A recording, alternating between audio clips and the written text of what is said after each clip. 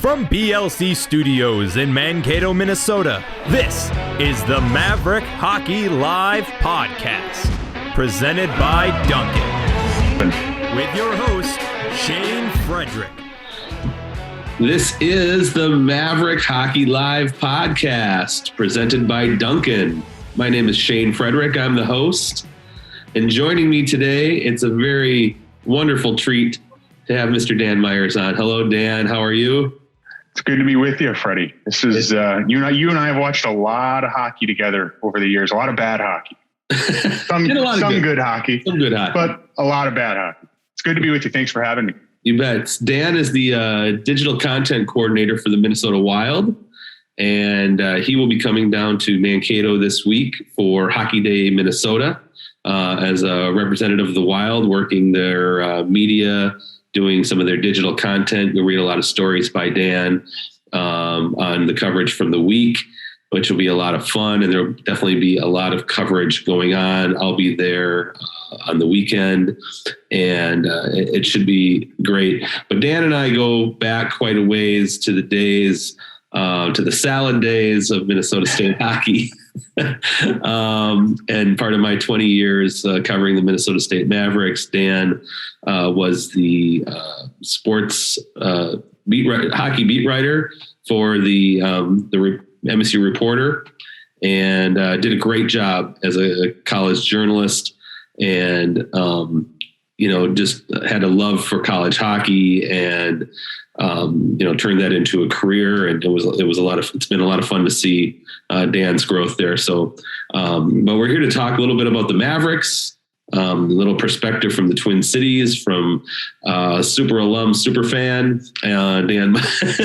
Absolute friend of the program. Absolute friend of the program, and Hockey Day. So I guess, first of all, Dan, I just have to ask you, I'm sure it's been fun to watch the Mavericks from afar and get down here from time to time, but just your impressions of Minnesota State this season. They're coming off a road split at Northern Michigan, lost on Friday night. I think that's the third time they've gone to Michigan, lost on Friday, and then turned around and won on Saturday.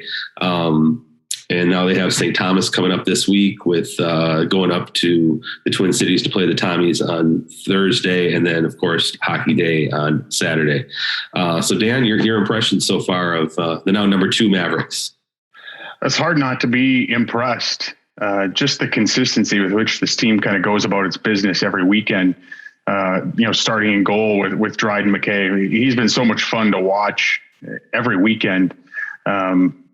Just puts on a show. I think you and I have talked about this before. Minnesota State doesn't give up much in terms of quantity. We've seen a couple of 12 save shutouts, or 5 save shutout. I think he had maybe against St. Thomas earlier this year, but it seems like he gives up a lot of quality.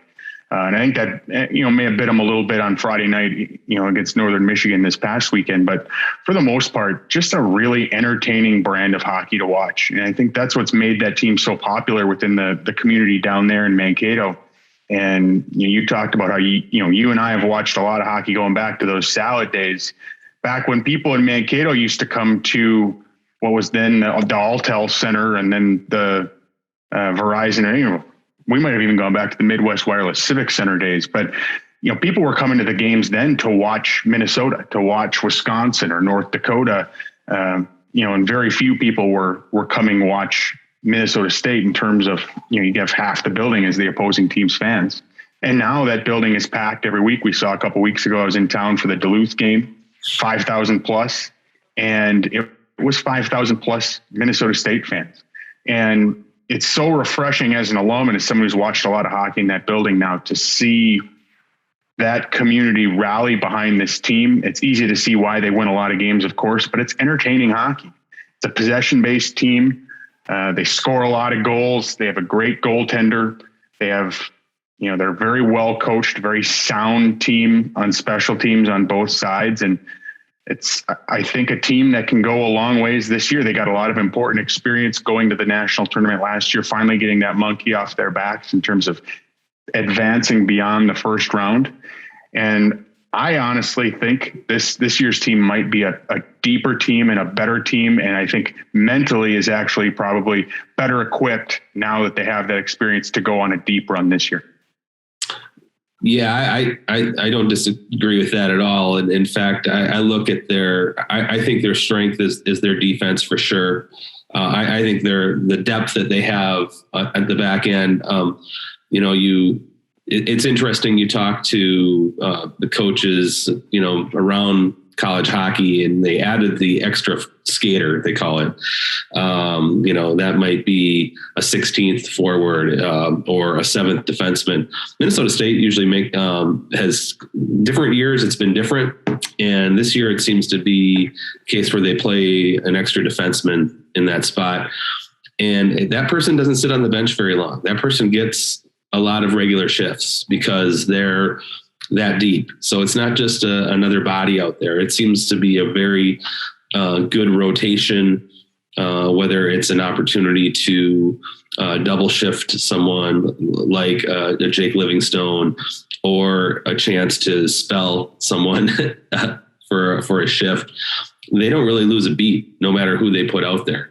I look at Bennett Smolek, a freshman, brother of Reese Smolek, who was such a solid defenseman for 4 years here. And he came in, and you could tell he was a freshman, a little skinny, game's a little bit faster than junior hockey. We're coming on the end of January now, and he's starting to figure it out. He's starting to really play excellent hockey and fit into that decor really well. So to your point, and you have a goaltender back there who is mostly going to bail you out. I mean, I watched the highlights of Friday's game, and they gave up a few odd man rushes and breakaways that turned into goals, which is something Northern Michigan can do, and they can make you pay. But for the most part, their D are very sound. And then, as you mentioned, you go up front, and the depth is there too. The names aren't all familiar because I think if you look back at the COVID year and then the group before that graduated, who were just basically for 4 years were staples in the lineup. I think people are still trying to figure out who some of these guys are, but they're all starting to make a name for themselves, and it's kind of a lot of fun. Well, when you look at, Bennett Smolek in particular, he seems to have kind of carved out that role as the 7th defenseman, at least lately. He's the guy that's been getting that call, and him coming in as a freshman, obviously the Smolek name, we saw what Reese did there, and one of Mike Hastings' favorite players that he's ever coached. Just all around a great player, but a great person, a great leader. And just think of how valuable that experience is for Bennett Smolek, getting to watch McNeely with his 150 games of college experience, and Wyatt Ahmed with his 100+ games of college experience, and Andy Carroll.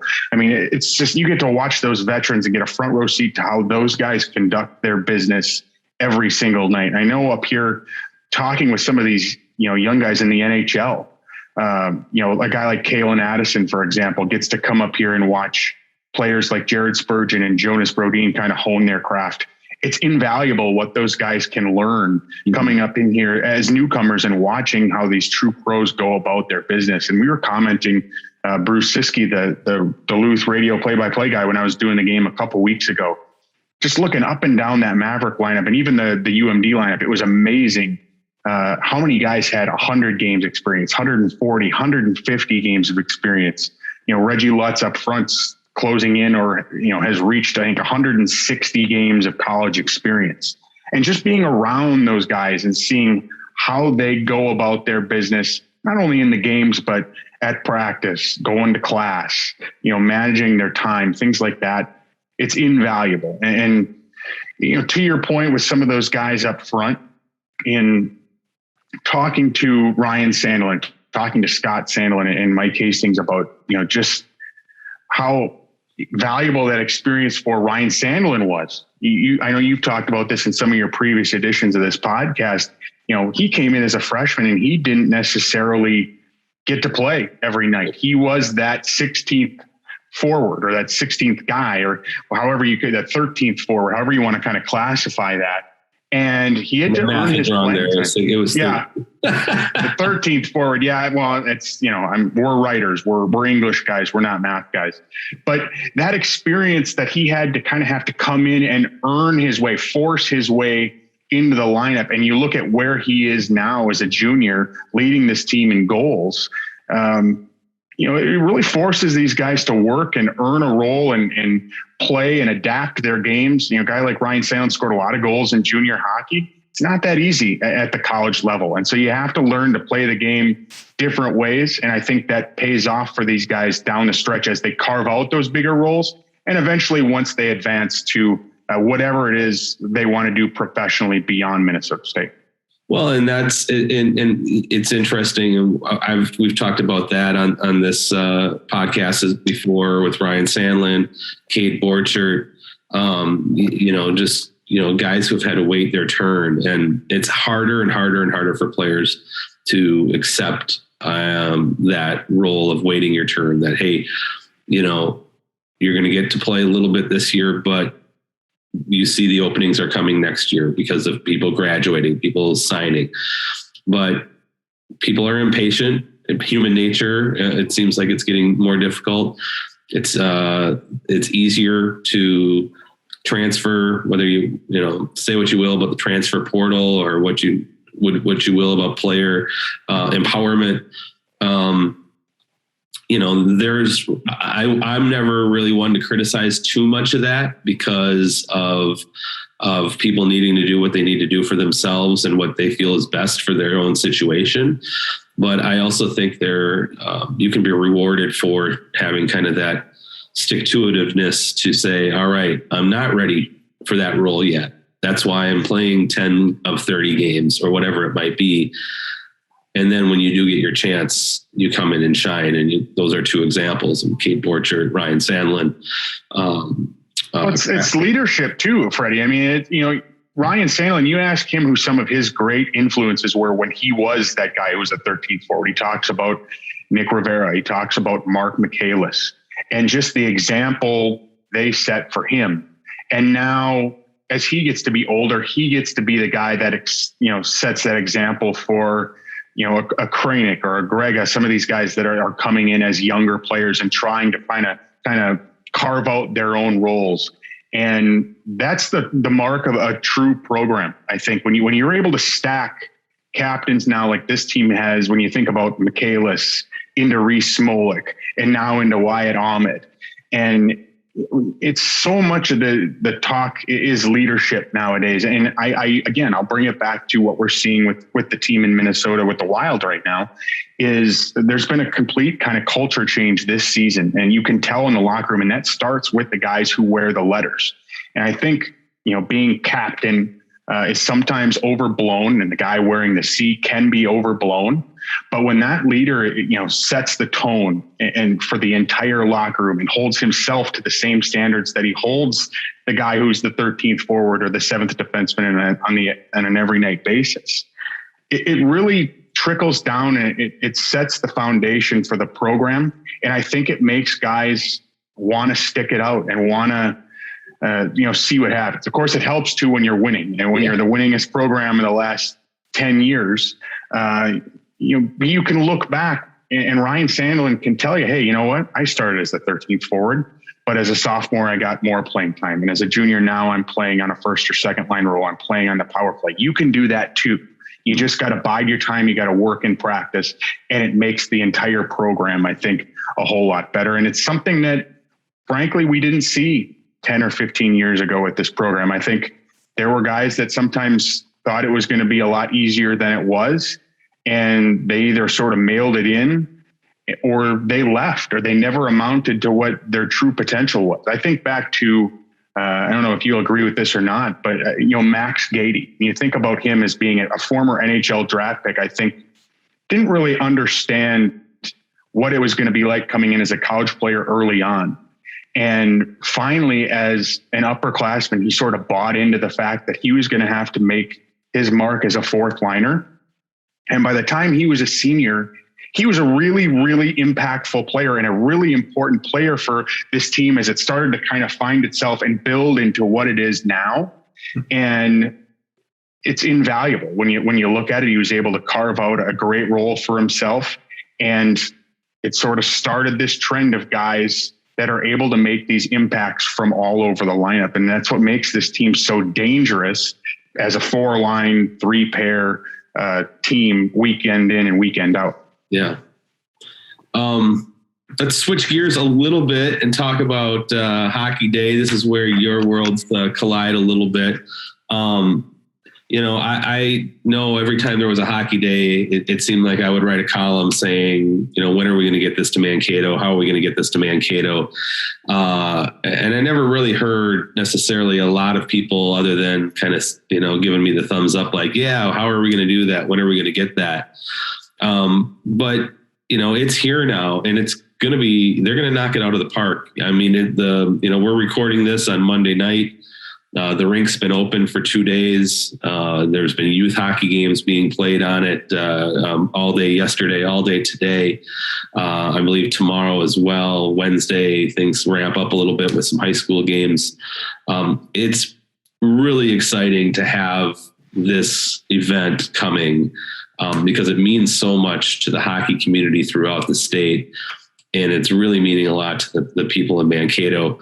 I know, it's been a few years, Dan, but I know that you as well try to get this ball rolling a little bit, contact a few people, and maybe it was some of those conversations early on that maybe didn't necessarily put the wheels in motion, but certainly gave people some information as to how the process works and how you can get an event like this to this community, as opposed to for a lot of people waiting to be recognized, and make the community a proactive one instead of one that was, just kind of crossing their fingers and hoping Mankato would be picked. Well, I kind of refer to myself as the head cheerleader in this whole process. Just a little bit of the backstory. I started with the Wild, with the organization in September of 2016. And I don't really remember what made me kind of jog my memory. Maybe it was an ad or something. And I believe Hockey Day that first year, so it would have been January of 2017. I believe it was in Stillwater. And, these hockey days, they have a pretty good idea, usually 2 or 3 years out, kind of who's in line. Like, for example, Hockey Day 2023 will be announced on Saturday in Mankato. They know who that's going to be. I know who that's going to be.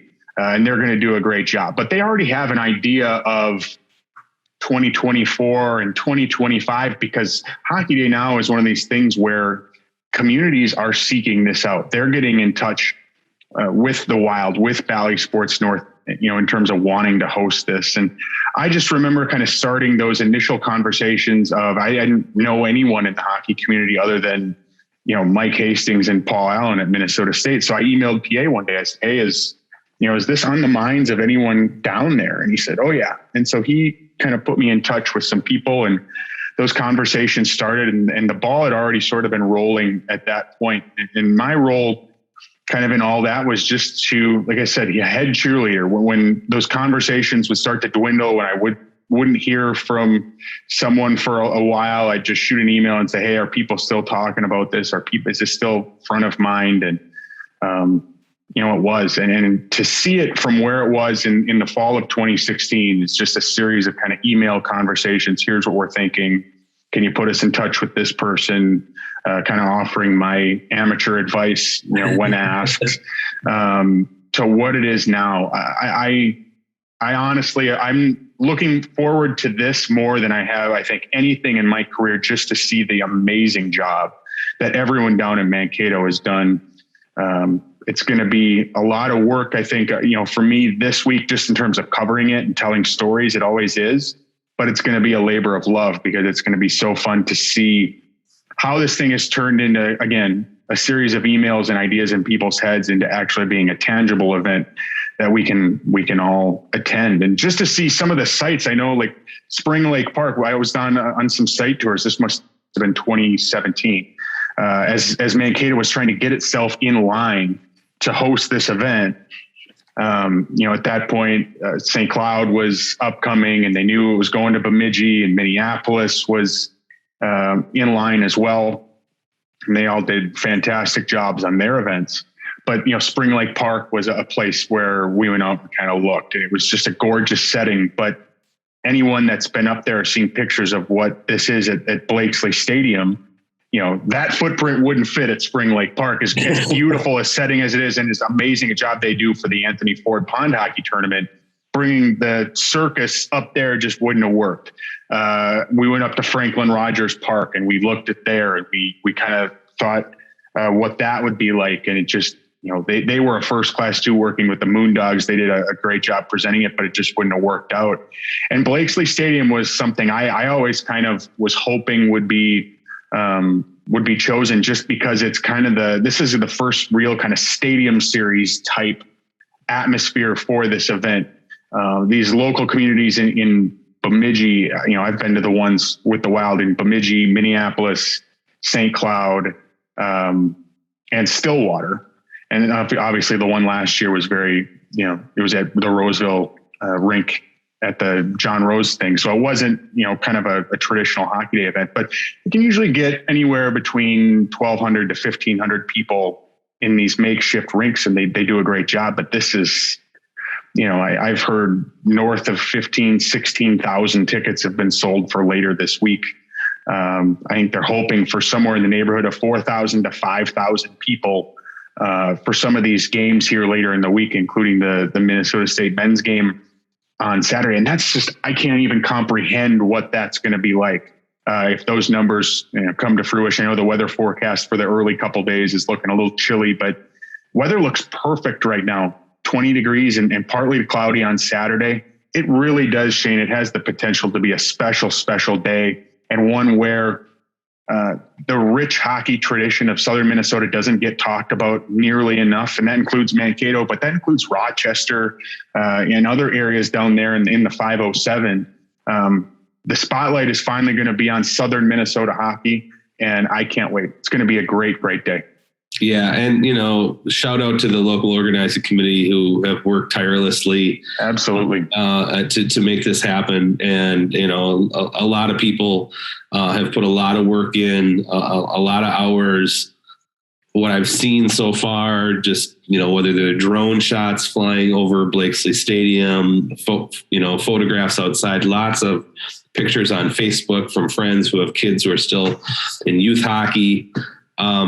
It looks unbelievable. It looks amazing. And it does. And you know what? And people have said too, this thing got delayed a year because of the COVID-19 pandemic. And so I think anyone is going to come in and say, well, they had, when this group knocks it out of the park, which I'm with you, I think it's going to be incredible. I think it's going to set a brand new bar for hockey days moving forward. They're going to say, well, they had an extra year because of the pandemic. And that's true. And I think that maybe allowed this group to sort of tweak a couple of things and add some extra details. But it's not easy when you think about that first year after it was announced, how excited people were back in, 2020 in Minneapolis when that was. I got so many texts and messages on Twitter from people congratulating me just because I'm a Mankato guy. And they knew I'd been sort of beating that drum, and Karts was there too. And, people were so excited and there was so much early momentum, and it's easy when there's momentum like that, when it's the new hip, cool thing that everyone wants and it's fresh on everyone's mind. It's easy to go knock on those doors and get sponsors and get businesses and get people in the community to support it. But when the COVID-19 pandemic hits in March of that year, and it's the furthest thing from everyone's mind for 6 months, 8 months, right. Once the news comes out that it's delayed, it's hard to keep that momentum. And to this group's credit, they've managed to not only keep that momentum, but to continue building on it in a positive way. And that's why I'm so excited for them that this event is going to be as special as it is. And I hope every single one of those folks, with the LOC and the business communities in town that's done all the work to bring this thing together, I hope they have a chance to really enjoy the fruits of their labor. Because I know they've been working hard. It's the hardest part. I think anyone who's done any kind of organizing, whether it's something as big as this to something as personal as a graduation party or whatever it might be. Sometimes you or a wedding, it might be whatever it might be. Being able to enjoy the moment can be difficult because of all the work that went into it. And I would agree with you. I think for those folks, I think having a chance to enjoy it is And think about all the logistics with this event, Shane. I mean, I have to tell you, I mean, the ice doesn't just show up on its own. And, right. Developing these relationships within the business community, working with the university, working with the Wild, working with Bally Sports North, all the red tape, you think about how stressful it is planning your kid's birthday party or your kid's graduation party and all the details that just goes into that. And then imagine doing it on a citywide and a statewide scale, bringing in, an NHL organization, a television network, a state university, and then having to work within all the stuff and going through all the things in the community there. I can't imagine just the volume of emails and meetings and the hours upon hours spent putting this together. And hats off to the folks down there in Mankato. I again can't look forward to anything, I think, more than I'm looking forward to this event here this weekend. Just a couple other things to note. Not only Blakesley Stadium, the first kind of stadium type of experience, but first time, I believe, on a college campus. And of course, first time that actually on Hockey Day itself, which is Saturday, that you will have a Division I men's game being played with Minnesota State playing St. Thomas. And I think that adds to the, uniqueness and how special this is to this event. I think it's great. I love that it's not only Minnesota State, playing on it, but that it's St. Thomas, that it's two Minnesota teams. Yep. I go back to those years when, there would be the televised games would include, the Wild maybe playing a home game at 6:00 and then the Gophers playing at Denver or something like that because of the way the schedule fell. They could, have the time zone difference. And I would always think, like, how do you get more Minnesota teams involved? How do you get more, not only how do you get Mankato involved, but how do you get more of the state teams involved? And to have Minnesota State, who, is one of the top teams in the country, St. Thomas, the newest Division I team, I think that, makes things special as well. And it should be a lot of fun for everybody, I think.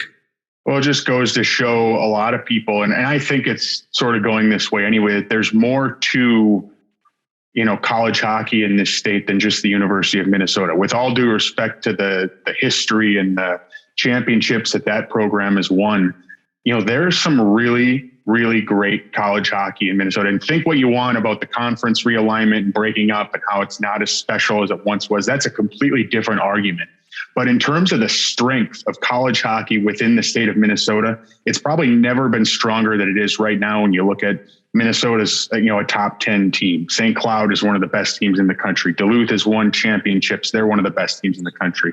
No college program has won more games than Minnesota State over the last 10 years. Bemidji State has been to a Frozen Four in the last decade and a half. Won a game in an NCAA tournament last year. And now St. Thomas, which I don't know about you, Shane, but once they get that arena situation figured out, and it sounds like maybe the wheels are turning a little bit in that regard, with the Ford Parkway plans, once that gets set up, that program is going to have no problem winning. When you talk to people, within programs, at Minnesota State, at St. Cloud, they will tell you, once that arena situation gets figured out and they get a little time to build something, St. Thomas is going to have no trouble winning hockey games and competing at the same level that these other ones are. So you're spot on there.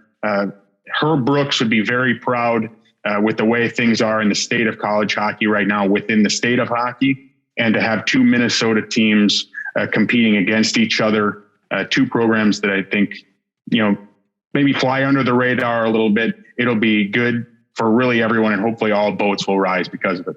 It's going to be a lot of purple out there, that's for sure. There will be a lot of purple. That is true. Hey, what are you looking? It's a good color, though.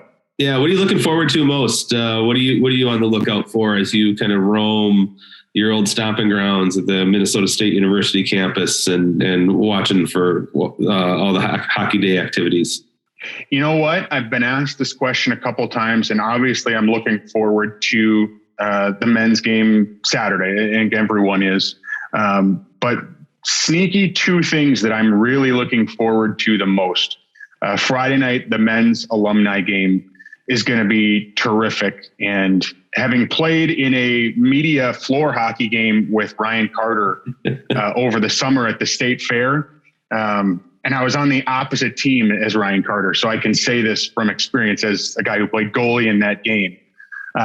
It's all fun and games for these guys. We had Carts was there, Mark Parrish, Wes Walls, and then a bunch of us out of shape schlubs surrounding those guys. And it's all fun and games, and people are laughing, and Carts is throwing between the legs passes and dangling and doing all that until there's about 2 or 3 minutes left in the game, and it's a 1-goal game. And these guys don't like to lose. And so I'm just telling you, I mean, Carts fired a couple of shots into my nether regions that I did not appreciate. And he just would laugh and smile and giggle.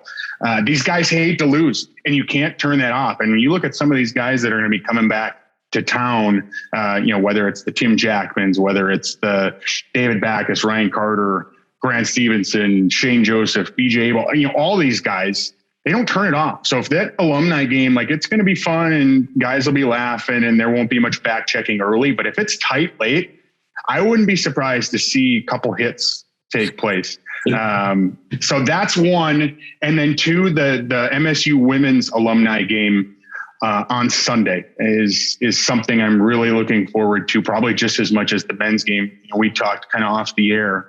I got my start covering hockey by covering the Minnesota State women's hockey.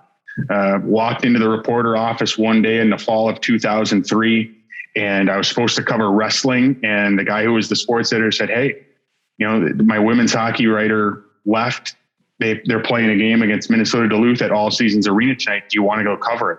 And as someone who had never watched a wrestling match in his life, but had watched a lot of hockey, yeah, I'll go do that. And lo and behold, UMD, the 3-time defending national champions, were in town to play a plucky Minnesota State women's team.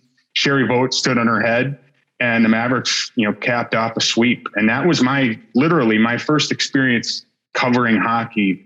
And I covered that Minnesota State women's team for 2 or 3 years. That's where I fell in love with writing about hockey, which is obviously what I do now.